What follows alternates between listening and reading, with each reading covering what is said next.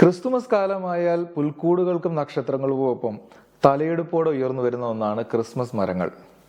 ആഘോഷമായി നമ്മൾ പള്ളികളിലും വീടുകളിലുമെല്ലാം ഇവ സ്ഥാപിക്കാറുണ്ട്. എന്നാൽ ഇവയുടെ പിന്നിലെ ചരിത്രം എന്താണെന്നറിയാമോ?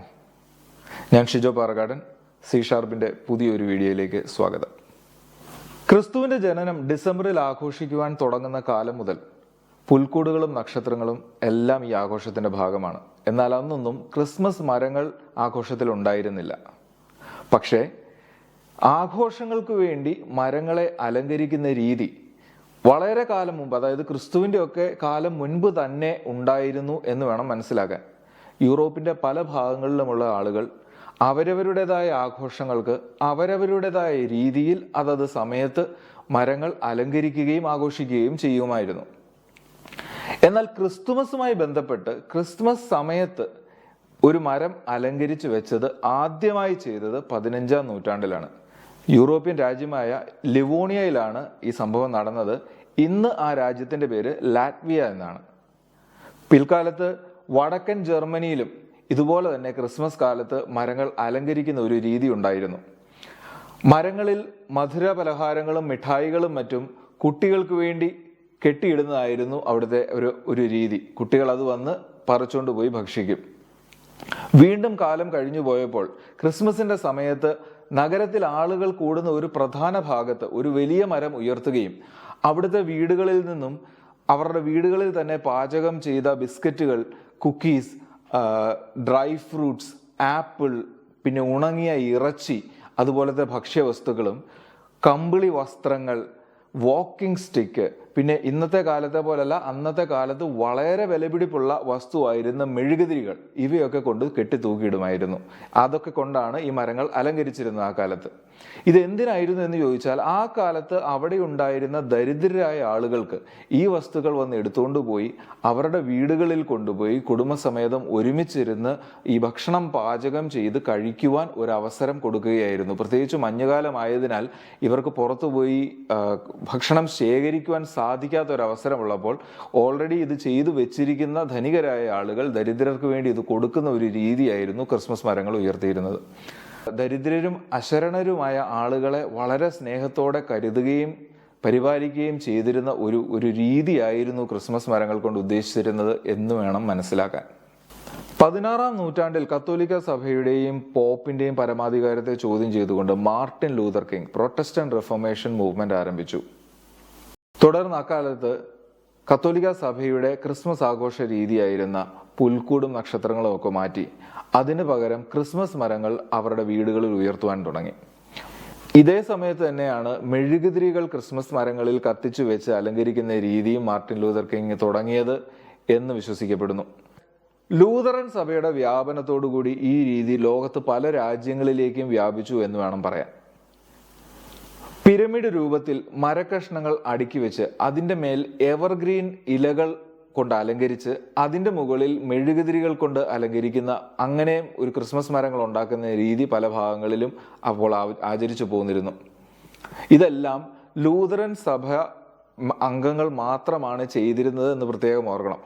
മറ്റ് ക്രിസ്തീയ വിഭാഗക്കാർ ഇതിനെയെല്ലാം അന്യ ആചാരമായിട്ടായിരുന്നു അപ്പോഴും കരുതിയിരുന്നത്. 19-ാം നൂറ്റാണ്ടിന്റെ പകുതിയോടെ ലൂതറൻ സഭയിൽ അല്ലാത്ത ആളുകളും ക്രിസ്മസ് മരങ്ങൾ ക്രിസ്മസ് ആഘോഷത്തിന്റെ ഭാഗമായി അവരുടെ വീടുകളിൽ വെക്കുവാൻ തുടങ്ങി. വിക്ടോറിയ രാജ്ഞി 1846-ൽ അവരുടെ കൊട്ടാരത്തിൽ ക്രിസ്മസ് മരം ഉയർത്തുകയും കുട്ടികൾക്ക് വേണ്ടി ആ ഒരു ആഘോഷം സംഘടിപ്പിക്കുകയും ചെയ്തതിന്റെ ഒരു ചിത്രം വരച്ചത് പത്രങ്ങളിലൂടെ ലോകത്തെ എല്ലാ ഭാഗങ്ങളിലും പ്രചരിക്കുകയുണ്ടായി. ഇത് ക്രിസ്മസ് മരത്തിന് വളരെ വലിയ പ്രചാരം കിട്ടുവാൻ കാരണമായി എന്ന് പറയപ്പെടുന്നു. രാജ്ഞി ചെയ്തതുകൊണ്ട് തന്നെ പലരും അതിനെ അനുകരിക്കുവാനും തുടങ്ങി. അമേരിക്കയിലും ഇതേ സമയത്ത് തന്നെ ലൂതറൻ സഭയിൽ അല്ലാത്ത ആളുകൾ ഇത് ചെയ്തു തുടങ്ങി. വൈദ്യുതിയുടെ ഉപയോഗം വളരെ സാധാരണമായതോടുകൂടി മെഴുകുതിരികൾക്ക് പകരം വൈദ്യുതി ദീപങ്ങൾ അലങ്കാരത്തിനായി ഉപയോഗിച്ചു തുടങ്ങി. എന്തായാലും 20-ാം നൂറ്റാണ്ടായതോടെ ജർമ്മനിയിലും യൂറോപ്പിന്റെ പല ഭാഗങ്ങളിലും അമേരിക്കയിലും എല്ലാം ക്രിസ്മസ് മരങ്ങൾ സർവ്വസാധാരണമായി എന്ന് വേണം പറയാൻ. ഇതിനൊക്കെ സമാന്തരമായി വളർന്നു വന്നിരുന്ന ഒരു കഥയുണ്ട്. 4-ാം നൂറ്റാണ്ട് മുതൽ യൂറോപ്പിന്റെ പല ഭാഗങ്ങളിലും പ്രചരിച്ചിരുന്ന ഒരു നാടോടി കഥ. വിശുദ്ധ നിക്കോളാസ് പുണ്യവാളൻ സമ്മാനങ്ങളുമായി കടന്നു വരുന്ന കഥ. ഡിസംബർ ആദ്യ ആഴ്ചയിൽ ആഘോഷിക്കപ്പെടുന്ന നിക്കോളാസ് പുണ്യവാളന്റെ തിരുനാളിനോടനുബന്ധിച്ച് നിക്കോളാസ് പുണ്യവാളൻ നേരിട്ട് കടന്നു വരുമെന്നും വർഷം മുഴുവൻ നല്ല കുട്ടികളായിരുന്നവർക്ക് രാത്രിയിൽ രഹസ്യമായി വന്ന് സമ്മാനങ്ങൾ കൊടുക്കുമെന്നും അങ്ങനെ അല്ലാത്ത കുട്ടികൾക്ക്, മോശം കുട്ടികൾക്ക് കരിക്കട്ട കൊടുക്കുമെന്നും ഒരു വിശ്വാസം ഉണ്ടായിരുന്നു. ഈ സെയിന്റ് നിക്കോളാസ് ആണ് പിന്നീട് സാന്റാക്ലോസ് ആയി മാറിയത്. എന്നാൽ വിശ്വാസപ്രകാരം ഡിസംബർ ആദ്യ ആഴ്ചയിൽ വരുന്ന സെയിന്റ് നിക്കോളാസ് ഓർ സാന്റാക്ലോസ് ക്രിസ്മസിന് മുമ്പ് തന്നെ തിരികെ പോകും. അതാണ് യൂറോപ്പിൽ ഉണ്ടായിരുന്ന വിശ്വാസം. അതായത് സാന്റാക്ലോസിന് ക്രിസ്തുമസുമായോ ക്രിസ്മസ് ആഘോഷമായോ യാതൊരു ബന്ധവുമില്ല എന്നതാണ് വാസ്തവം. ഇനി ട്രീയുടെ കഥയിലേക്ക് തിരികെ വരാം.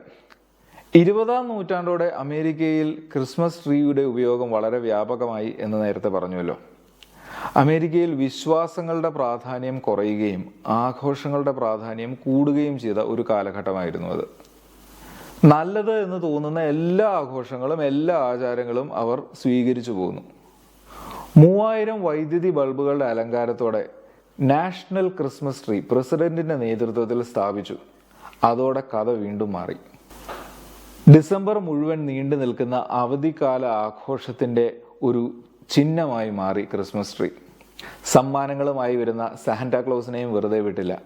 സാന്റാക്ലോസിലെ കൊക്കോകോള കമ്പനിയാണ് അവരുടെ പ്രോഡക്റ്റിന്റെ കളറായ റെഡ് കളറിലുള്ള ഡ്രസ്സ് ധരിപ്പിച്ചത് എന്ന് പറയപ്പെടുന്നു. പുൽക്കൂടും നക്ഷത്രങ്ങളും ക്രിസ്മസ് ട്രീയും സാന്റാക്ലോസും എല്ലാം കൂടെ ചേർന്ന് 1 മാസം നീണ്ടു നിൽക്കുന്ന അവധിക്കാല ആഘോഷമായി അത് മാറി. ദൃശ്യമാധ്യമങ്ങൾ പ്രചരിച്ചതോടെ ഈ ആഘോഷ രീതിക്ക് ലോകത്തിലെല്ലാ ഭാഗത്തും വൻ പ്രചാരമാണ് ലഭിച്ചത്. വിപണി മനസ്സിലാക്കി കളിച്ച ചൈന കൃത്രിമ ക്രിസ്മസ് ട്രീകൾ വിപണിയിലെത്തിച്ചു. അതോടെ LED ലൈറ്റുകളുടെ അലങ്കാരത്തിൽ റീയൂസബിൾ ക്രിസ്മസ് ട്രീകൾ ഇന്ന് നമ്മുടെ എല്ലാം വീടുകളിൽ ഉയർന്നു കഴിഞ്ഞു. പക്ഷെ കരുണയുടെയും സഹാനുഭൂതിയുടെയും പ്രതീകമായിരുന്ന ക്രിസ്മസ് ട്രീ ഇന്ന് അഹങ്കാരത്തിന്റെയും ധൂർത്തിന്റെയും പ്രതീകമായി മാറിയില്ലേ എന്ന് നാം ചിന്തിക്കേണ്ടിയിരിക്കുന്നു. ഷോപ്പിങ്ങും മദ്യപാനവും പടക്കം പൊട്ടിക്കലും കാശ് പിരിക്കുന്ന കരോളുമൊക്കെയായി ലക്ഷങ്ങൾ ചെലവിട്ട് നാം ക്രിസ്മസ് ആഘോഷിക്കുമ്പോൾ മറന്നുപോകാൻ പാടില്ലാത്ത ഒന്നുണ്ട്. ദരിദ്രർക്ക് ആഹാരം കൊടുക്കുന്നതിന് വേണ്ടിയാണ് ക്രിസ്മസ് മരങ്ങൾ ഉയർന്നിരുന്നത്. നിങ്ങളായിരിക്കുന്ന സ്ഥലത്ത് ഒരു ദരിദ്രനെ സഹായിക്കുവാനോ അവന്റെ കണ്ണീരൊപ്പുവാനോ നിങ്ങൾക്ക് സാധിക്കുന്നില്ല എങ്കിൽ ഈ ആഘോഷങ്ങൾക്ക് എല്ലാം അർത്ഥമില്ലാതാകുന്നു. അർത്ഥസമ്പുഷ്ടമായ ഒരു ക്രിസ്മസ് ആഘോഷിക്കുവാൻ നിങ്ങൾക്ക് അവസരമുണ്ടാകട്ടെ എന്ന് പ്രാർത്ഥിക്കുന്നു. എല്ലാവർക്കും ക്രിസ്മസ് പുതുവത്സരാശംസകൾ.